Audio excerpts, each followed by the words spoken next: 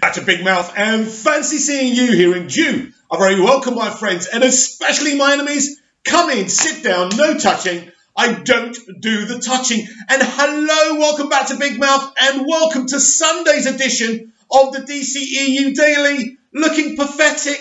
How pathetic? That's up to you. If you're feeling charitable, please smash that subscribe button. And if you really think I'm pointless, smash a like on the like button. And if you really think I'm lost cause, over to Twitter, follow me at Movies TV Mad. Yes, welcome to Sunday's edition of the dceu Daily. Happy birthday, Superman. And happy birthday, the controversial wonder that is Zack Snyder. It's Zack Snyder's birthday. And pre-birthday, as we discussed yesterday, Zack was very, very naughty. He teased all his fans and all his enemies, basically telling us that whoever wins this Justice League poster competition, they will win the clapperboard from the Justice League movie. And we know what it said, basically hinting that not only the Snyder Cut's going to be released, but he's going to be filming additional scenes with Martian Manhunter. Now, we know that General Swanwick revealing to Clark and Lois after they're married that he is indeed Martian Manhunter, those things were never shot. I think Zack said he did the CG, but he never actually got to film with the actors. So, look, it looks like it's happening. But let's be absolutely clear here. If it is happening, this is not Zack doing this of his own volition. Warner Brothers have agreed to this, which means they've agreed to release the Snyder Cut. So this is very, very exciting, and we'll see how it's going to go. But today, this video is about celebrating the birthday of my favourite superhero, my favourite character of all time that I discovered as, I think, an 8 or a 10-year-old, Superman. And then we're celebrating the birthday of Zack Snyder. And of course, these two entities are forever linked, aren't they? They're forever linked because Zack Snyder was the one, along with Christopher Nolan and David S. Goyer, who gave Superman this controversial makeover. And we've seen the problems that Chris Chibnall and Doctor Who have had because he's dared to do something different with the character. This is what happens. Long-time fictional icons are, well, fans believe they have the ownership of these characters. And when someone tries to do something a little bit ambitious, a little bit different, their jaws open up and they will try and destroy anyone who they think is messing around with their character. As someone who grew up with the comic books, as someone who grew up with Christopher Reeve's Superman, from the moment I saw the trailers for Man of Steel, I had no issue. No issue. I loved it. I thought it was amazing. For the first time, we saw Superman proper fighting. Proper being Superman. The action stuff was amazing. General Zod was amazing. Man of Steel and BVS are brilliant live-action versions of Superman, right? Love it. And to have it be Superman's birthday today, but also it be Zack Snyder's birthday today, I couldn't avoid discussing this, that how the man who will be forever linked with Superman in the way he did Superman, some people say it's a darker Superman. Maybe the costume's a little bit darker. Obviously there are darker moments, like when Cavill's Superman has no choice but to zap Zod's neck. But again, I wasn't triggered by that. I was compelled. But Zack Snyder has been a controversial figure to fans since Watchmen. A lot of die-hard Watchmen fans didn't like what Zack did with Watchmen. Again, I kind of had the luxury of never reading the Watchmen graphic novels, so I wasn't that triggered. And maybe I would have been if I was a die-hard comic book fan. But again, you can't expect things to be copied and pasted, can you? But the do-over, the makeover he gave Superman is wonderful. It was time. As much as I love Chris Reeve, as much as I love Dick Donner, and I love all four kind of Christopher Reeve Superman movies, warts and all, with their flaws and all. But I think finally we moved on, and we put Superman, Zack Snyder, Christopher Nolan, and David Goyer gave Superman his big boy pants, no pun intended. But of course, Zack Snyder was also the director who decided that it was time for Superman to take off the trunks. Now, he had something on underneath, so don't worry about it. Henry's pride didn't take a dent or anything, but I think it was the right decision. But again, diehards didn't agree with that. These are the kind of things people get upset about. They want things to be how they've always been. But of course, that can't be.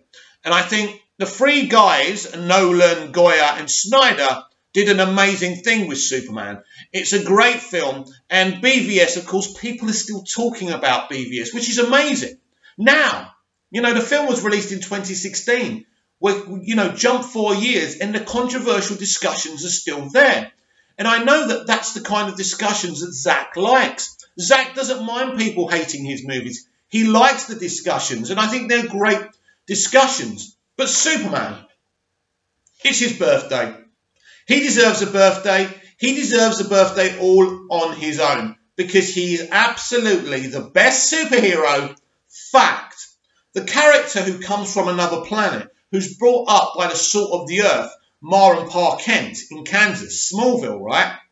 And then he goes to the big city and he becomes Superman. What a story.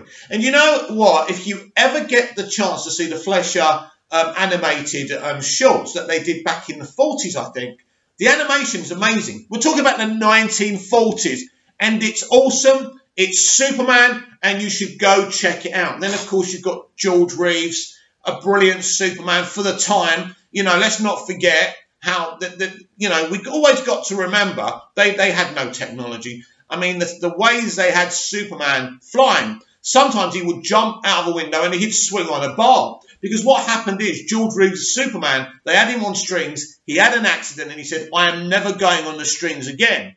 So George found another way to do the Superman flying stuff. So he would swing from a bar. Amazing. And then, of course, we had the radio. We had the radio Superman series, which actually added a lot of the canon you see in the comics and the movies was actually added in the radio show. So, for example, Kryptonite was introduced in the radio show. Originally, Perry White was called George Taylor. It was the radio show who named him Perry White. And I think Jimmy Olsen was also introduced in the radio show. I might be wrong about that. Die-hard Superman fans, I'm sure, are going to correct me about this. And originally, Jerry Siegel and Joe Shuster, took the concept Superman literally, right, because there was an author who wrote about the Superman. And originally, Superman is this bald madman with telepathic abilities. But no one would buy the idea from them. And back then, comics were really big, and they wanted to sell their idea to one of these comic companies. They all said no. And then when they rethought the concept of making Superman who we know and love today, then a little comic book company called Detective Comics bought the idea and made it their main issue, their main story. Action Comics #1, and the rest for DC Comics is history. So Superman, a lot of people say, I suppose it's true in a way, Superman's kind of your dad's and your grandfather's and your grandmother's hero.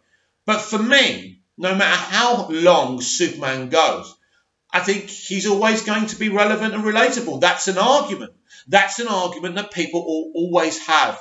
Mick, he's not relevant. He's too powerful. He's an alien. He's not human. So what? Growing up, I felt like an alien who didn't fit in. I've discussed that before, right?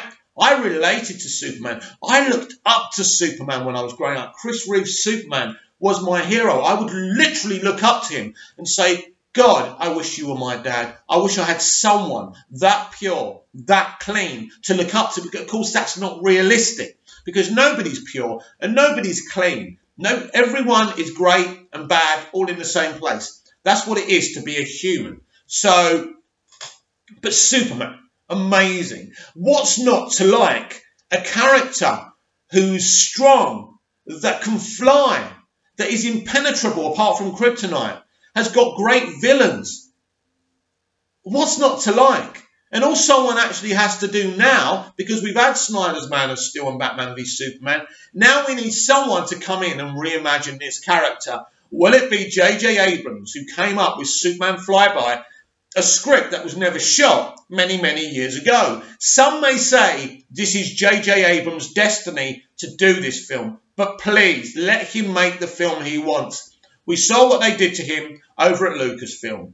I believe if JJ was allowed to write and direct all 3 movies and nothing was messed with, we would have got a better Star Wars. JJ Abrams is a great creative, no matter what the fandom menace say, right?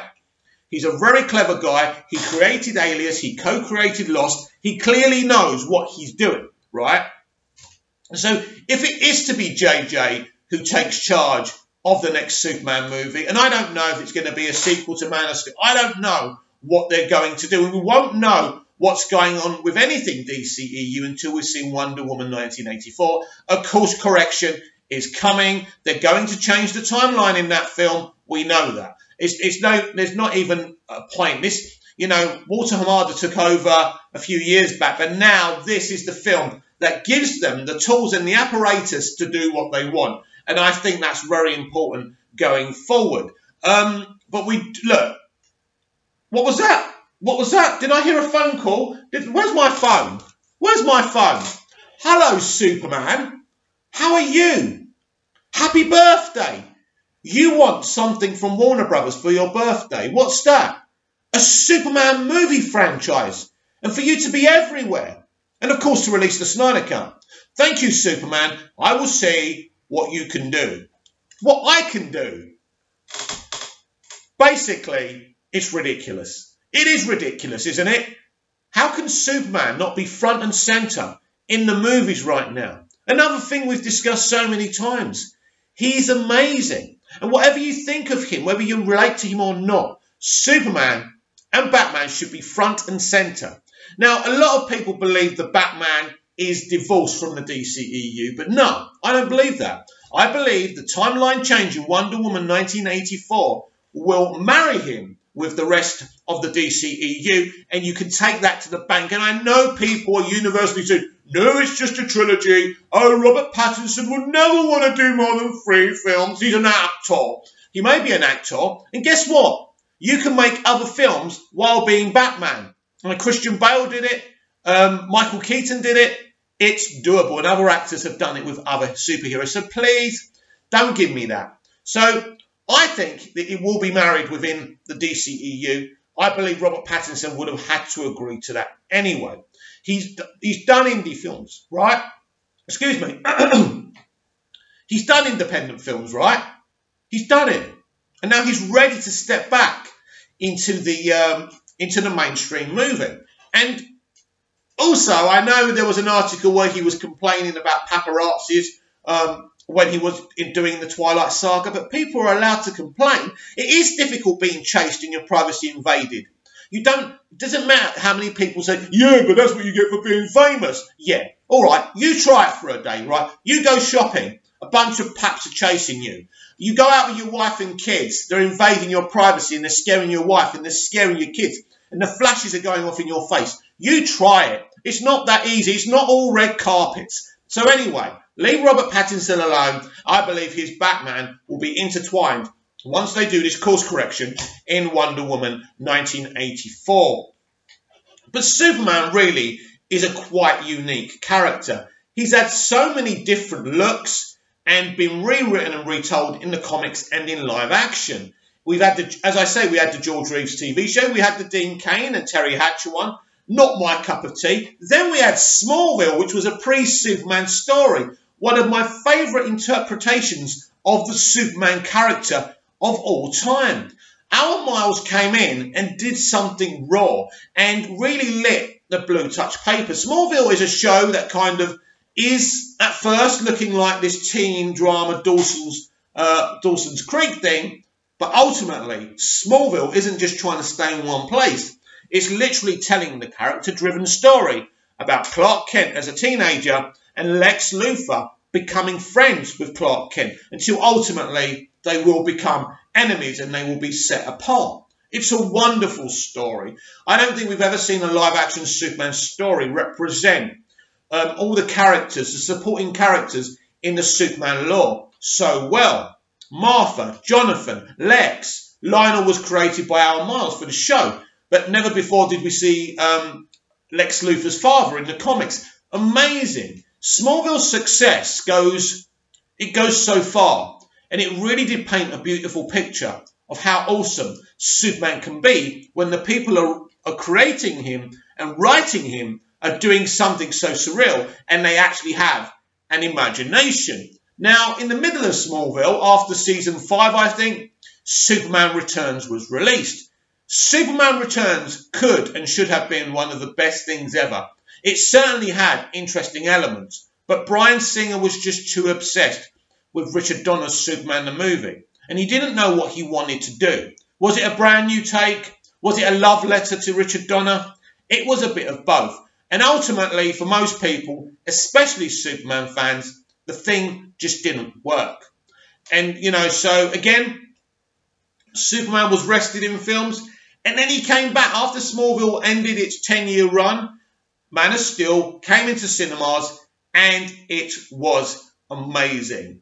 Really, I could sit here all day, you know, marveling at Superman and what an amazing character he is. But what's truly important right now is that Superman is up in cinema screens in brand new adventures as soon as possible with people who get the character, who really want to make a Superman story. Not someone who's just paid and going through the motions. It has to be someone who feels Superman, who understands Superman. And I think that is truly, really important. So, happy birthday, Superman. You're absolutely fantastic. Now, you can talk about in the comments down below your memories of Superman and why you're a Superman fan. I want to read them all. Comment down below, like, share and subscribe, and I'll be back tomorrow with even more DCEU Daily. See you then.